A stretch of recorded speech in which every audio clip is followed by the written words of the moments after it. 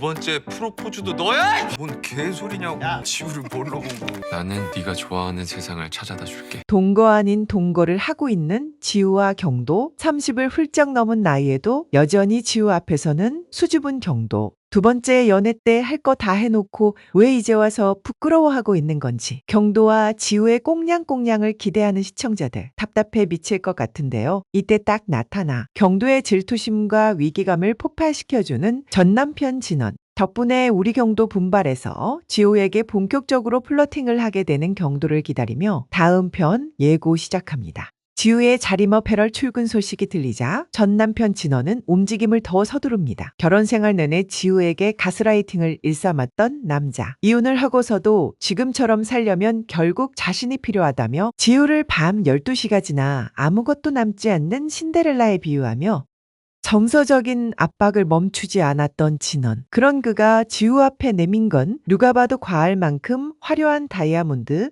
반지와 두 번째 프로포즈 메모였죠. 그리고 그 장면을 하필 경도가 함께 보게 됩니다. 순간 굳어버린 경도의 표정. 이런 프로포즈에 넘어갈 지우가 아니라는 걸 알면서도 커다란 반지를 앞세워 니글거리는 눈빛으로 지우를 바라보는 진원의 눈빛이 경도의 마음을 건드립니다. 지우 역시 그걸 알고 있었죠. 지우는 반지를 손에 끼워보며 슬쩍 경도를 떠봅니다. 사실 지우는 오래전부터 경도가 자신에게 조금 더 분명하게 조금 더 적극적으로 다가와 주길 기다리고 있었습니다. 나한테 안 어울린다. 담담하게 말하는 지우와 달리 경도의 마음은 점점 들끓습니다. 그리고 아무것도 끼워져 있지 않은 지우의 하얀 손을 바라보며 경도는 문득 생각합니다. 이제는 확실하게 내 거라는 표시가 필요하다고. 경도는 급한 대로 눈에 잘 띄는 빨간 털실을 꺼내 지우의 손가락에 반지를 만들어 끼워줍니다. 투박하고 어설픈 하지만 분명한 의미를 가진 반지. 사실 지우는 그것만으로도 충분히 행복합니다. 경도가 자신을 내 사람이라고 찍어준 것 같은 그 작은 실반지 하나로도요. 비록 까만 봉지에 부장님용 지압 슬리퍼를 선물하는 남자지만 이 남자가 주는 건 지우에게 세상 어떤 보석보다도 값집니다. 진원이 던진 두 번째 프로포즈는 결국 경도에게 하나의 경고가 됩니다. 이제는 더 이상 지우를 그냥 지켜만 볼 수 없다는 것. 계속 기회만 보고 기다리기만 하는 사랑은 여기서 끝내야 한다는 것을. 다음 날 경도는 평소답지 않게 어색한 얼굴로 주얼리 숍에 들어섭니다. 유리 진열장 앞에 서서 한참을 망설이는 경도. 지우의 손에는 어떤 반지가 가장 잘 어울릴지 몇 번이나 같은 자리를 서성입니다. 진원이 내민 것처럼 크고 화려한 다이아몬드는 아니지만 지우의 하얗고 가느다란 손가락에 가장 예쁘게 자리 잡을 반지를 경도는 오래 고민합니다. 이 반지를 고르는 시간만큼은 기묘하게도 설레고 또 진지합니다. 그리고 지우를 만나는 순간 경도는 인사보다 먼저 지우의 손을 봅니다. 여전히 남아있는 빨간 실반지. 그걸 확인한 경도는 자기도 모르게 만족하며 실실 웃어버립니다. 지우는 투덜댑니다. 이거 쪽팔려서 하루 종일 주머니에 손 넣고 다녔다고. 나 이거 언제까지 껴야 되냐며 괜히 싱수를 부려봅니다. 경도는 말없이 지우의 손을 잡습니다.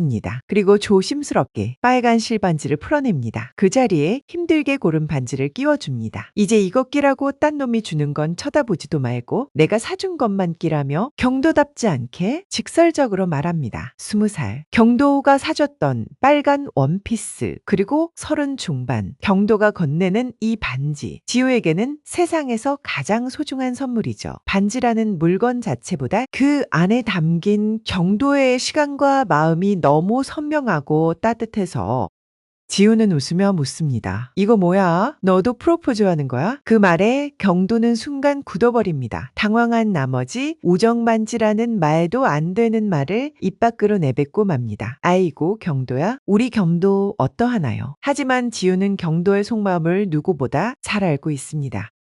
우정, 반지든 뭐든 이 남자가 주는 거라면 그저 좋기만 합니다. 그렇게 두 사람은 또 한 걸음 가까워집니다. 경도는 마음속으로 생각합니다. 사실은 오래전부터, 아니 어쩌면 처음부터 평생을 함께하고 싶었던 사람. 언제쯤이면 진짜 마음을 꺼내도 될까? 진원처럼 아무 걱정 없이 계획 없이 결혼하자고 말하고 싶지만 아직은 해야 할 일이 남아 있습니다. 지우를 한국에 붙잡아 두어야 했던 진짜 이유. 그 일만 해결되면 그땐 더 이상 미루지 않겠다고 경도는 스스로에게 약속합니다. 동거인 듯 아닌 듯 서로의 일상에 자연스럽게 스며든 두 사람. 마음을 확인한 지우와 경도는 그렇게 세 번째 연애를 조심스럽게 하지만 분명하게 다시 시작했습니다. 자리머 패럴로 출근을 시작한 지우는 생각보다 빠르게 회사 생활에 스며듭니다. 아침에 눈을 뜨면 가야 할 곳이 있다는 것, 그리고 퇴근길마다 자신을 기다리는 사람이 있다는 것. 약에 의지하지 않아도, 술을 찾지 않아도 밤이 되면 자연스럽게 졸음이 쏟아지는 이 일상. 지우에겐 너무 오랜만에 찾아온 너무 평범해서 더 소중한 하루입니다. 지연은 그런 지우를 불러 조심스럽게 이야기를 꺼냅니다. 형부 민우가 자리머 패러를 매각하려 하고 있다는 사실. 그리고 더 이상 숨길 수 없게 된 자신의 알츠하이머 병증까지. 이미 회사 안에서도 몇 차례 이상 증세가 나타났고 생각보다 차도는 더디기만 하다는 지연. 자신이 언제까지 이 자리를 지킬 수 있을지 장담할 수 없다는 말에 지우의 머릿속은 순식간에 하얘집니다. 그제야 지우는 깨닫습니다. 자신이 모르는 사이 경도가 얼마나 많은 것들을 대신 감당하고 있었는지, 그리고 세상에서 유일하게 의지하고 있던 언니 지연의 현실이 얼마나 위태로운 상태였는지를 혼자서는 막을 수 없다고, 그래서 네 도움이 꼭 필요하다고, 이제 막 출근한 너에게 이런 부담을 지워서 미안하다는 지연의 말에 지우는 아무 말도 하지 못합니다. 그날 이후 지호는 의도적으로 매일 지연의 방을 찾습니다. 그러다 우연히 지연의 커피에 무언가를 넣는 듯한 비서의 수상한 움직임을 목격하게 됩니다. 그리고 그 사실을 지연과 경도에게 전하는 지호. 경도는 직감합니다. 지연의 가장 가까운 곳에 민우의 사람이 있을 가능성을. 이를 알게 된 지연은 비서가 주는 차를 마시는 척만 하며 민우와 어떤 연결고리가 있는지 조용히 살피기 시작합니다. 곧 드러난 진실. 민우가 건넨 약에는 알츠하이머를 늦추는 약의 효과를 무력화시키는 성분이 들어있었고, 그로 인해 지연의 증세는 의도적으로 더 빠르게 진행되고 있었던 것.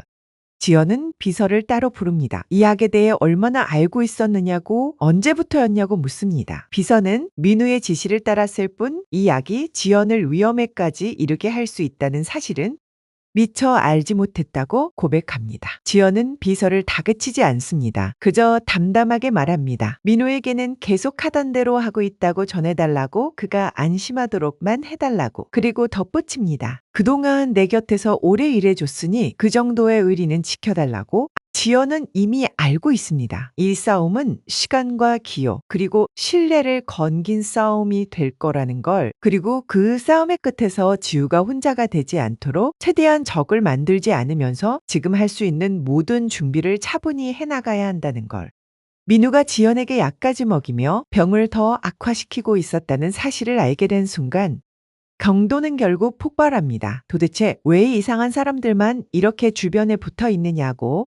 언니도 너도 대체 어떤 삶을 살아온 거냐며 경도는 화를 참지 못하고 목소리를 높입니다. 지우는 담담하게 말합니다. 우리가 사는 세계가 원래 그렇다고. 겉으로는 화려해 보여도 조금만 들여다보면 제일 취약하고 더럽고 비인간적인 곳이라고. 그래서 말했지 않았냐고. 20살 경도 너와 함께 살았던 세상이 나에겐 천국 같았다고.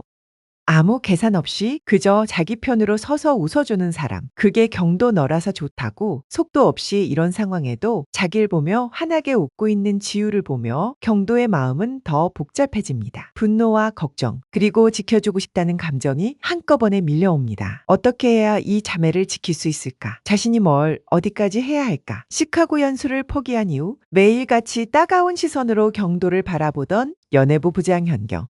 경도는 그녀에게 진지하게 자리머 패럴에서 벌어지고 있는 비밀스러운 매각 이야기를 꺼냅니다. 연예부에서 다룰 사안은 아니지만 자신이 조심스럽게 파보고 싶다고, 올해 가장 큰 특종이 될 수 있는 사건, 사회부와 협업할 수 있게 길을 열어달라고 말합니다. 환경은 그제야 시카고까지 포기하며 경도가 한국에 남을 수밖에 없었는지 어느 정도 이해하게 됩니다. 그리고 누구보다 잘 알고 있습니다. 이런 냄새, 나는 사건을 끝까지 물고 늘어질 사람, 바로 경도라는 걸. 그렇게 자리머 패럴 매각을 둘러싼 경도의 본격적인 취재는 시작됩니다. 지연은 자신이 조사해온 모든 자료를 경도에게 공유합니다. 지우는 그런 경도가 곁에 있다는 사실만으로도 든든해집니다.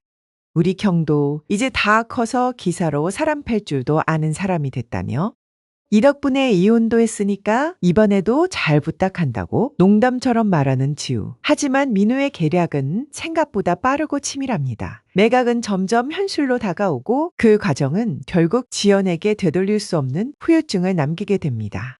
그리고 그 순간을 지나며 지우는 더 이상 도망치지 않습니다. 지켜야 할 것들을 정면으로 마주하며 한층 더 단단해집니다. 서로의 상처를 보듬고 어느 정도 아물어가던 지우와 경도의 사랑. 이제 두 사람은 연인으로서가 아니라 동료이자 전우처럼 자리모 패럴이라는 거대한 위기를 함께 헤쳐나가게 됩니다. 위기는 둘을 무너뜨리지 않고 오히려 더 단단하게 만들게 됩니다. 다가올 폭풍 속에서 두 사람은 얼마나 더 끈끈해질까요? 경도를 기다리며 다음 이야기가 더 궁금해지는 순간입니다. 드라마보다 더 흥미진진한 예고, 구독과 알람 설정으로 다음 편도 함께 해주세요.